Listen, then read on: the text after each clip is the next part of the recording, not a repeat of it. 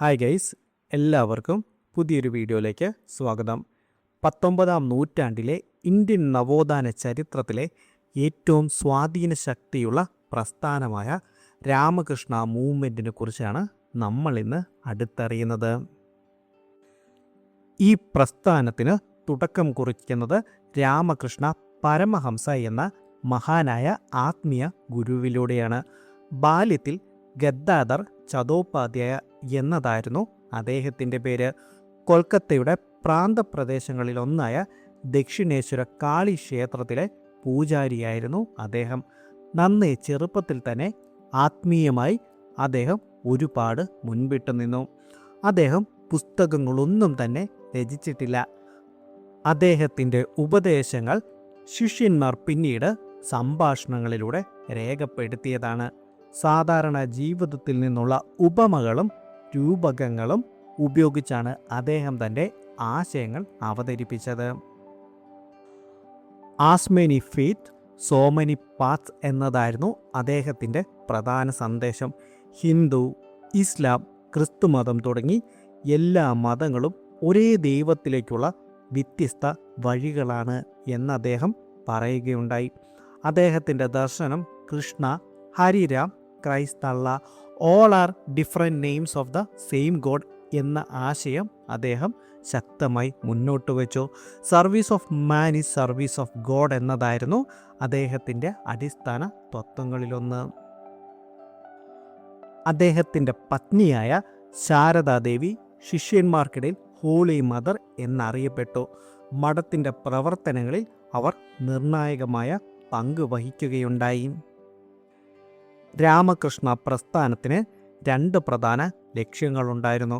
ഒന്ന്, വേദാന്ത സന്ദേശം പ്രചരിപ്പിക്കുവാനായി സന്യാസിമാരുടെ ഒരു സംഘം രൂപീകരിക്കുക. രണ്ടാമതായി, സാധാരണ ജനങ്ങളുമായി ചേർന്ന് ജാതി, മതം, വർണ്ണം എന്നിവ നോക്കാതെ സേവന പ്രവർത്തനങ്ങൾ നടത്തുക.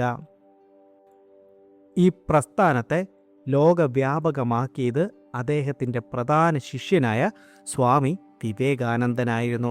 നരേന്ദ്രനാഥ് ദത്ത എന്നതായിരുന്നു അദ്ദേഹത്തിൻ്റെ യഥാർത്ഥ പേര്. വേദാന്തത്തെ അദ്ദേഹം പൂർണ്ണമായും യുക്തിസഹമായ ഒരു തത്വചിന്ത സമ്പ്രദായമായി കണക്കാക്കി. അദ്ദേഹത്തിൻ്റെ പ്രധാന ദൗത്യം ആത്മീയതയും ദൈനംദിന ജീവിതവും തമ്മിലുള്ള അന്തരം ഇല്ലാതാക്കുക എന്നതായിരുന്നു. അദ്ദേഹം ഹൈന്ദവ സമൂഹത്തിലെ ടച്ച് മീ നോട്ട് ആറ്റിറ്റ്യൂഡ് എന്ന ഐത്തചിന്തയെ ശക്തമായി വിമർശിച്ചു. മതം പാവപ്പെട്ടവരെ അടിച്ചമർത്തുന്നതിന് ന്യായീകരണമാകരുതെന്ന് അദ്ദേഹം പറഞ്ഞു. പാവപ്പെട്ടവരെ സഹായിക്കാതെ മതം പ്രബോധിപ്പിക്കുന്നത് ദൈവത്തെ അപമാനിക്കുന്നതിന് തുല്യമാണ് എന്നതായിരുന്നു അദ്ദേഹത്തിൻ്റെ നിലപാട്. മനുഷ്യരെ ഉയർത്തുവാൻ അദ്ദേഹം 2 തരത്തിലുള്ള ജ്ഞാനം ആവശ്യമാണെന്ന് കരുതുകയുണ്ടായി. സെക്യുലർ നോളജും കൂടാതെ സ്പിരിച്വൽ നോളജും. വർഷം 1893 പാർലമെൻറ്റ് ഓഫ് വേൾഡ്സ് റിലീജിയൻസ് നടന്നപ്പോൾ വിവേകാനന്ദൻ ലോകശ്രദ്ധ പിടിച്ചുപറ്റി. പിന്നീട് അദ്ദേഹം അമേരിക്കയിലും ലണ്ടനിലും വേദാന്തത്തെക്കുറിച്ച് നിരവധി പ്രഭാഷണങ്ങൾ നടത്തി. വർഷം 1897 ഇന്ത്യയിലേക്ക് മടങ്ങിയെത്തി. 1897 അദ്ദേഹം രാമകൃഷ്ണ മിഷനും സ്ഥാപിച്ചു. 1898 ബേലൂരിൽ ഭൂമി വാങ്ങി ബേലൂർ മഠവും സ്ഥാപിക്കുകയുണ്ടായി. രാമകൃഷ്ണ മിഷൻ്റെ മറ്റൊരു പ്രധാന സവിശേഷത ഇത് മതപരിവർത്തനം നടത്തുന്നില്ല എന്നതാണ്. ഇതൊരു മതവിഭാഗമെന്നോ ഹിന്ദു മതത്തിൻ്റെ ഉപവിഭാഗമെന്നോ സ്വയം കണക്കാക്കുന്നുമില്ല. ആര്യ സമാജത്തിനോട് വ്യത്യസ്തമായി ഇവർ വിഗ്രഹ ആരാധനയുടെ പ്രാധാന്യത്തെ അംഗീകരിക്കുന്നു. പക്ഷേ ആചാരങ്ങളെക്കാൾ ആത്മീയ സാരത്തെയാണ് ഇവർ മുൻനിർത്തിയത്.